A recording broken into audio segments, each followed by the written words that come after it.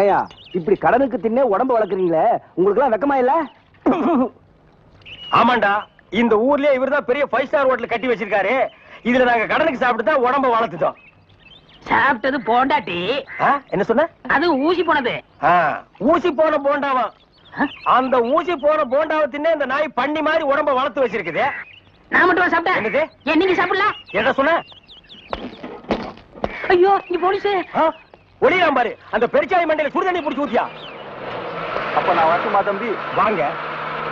ஊருக்கு போய்கிட்டு இருக்கேன் தம்பி. ஏங்க?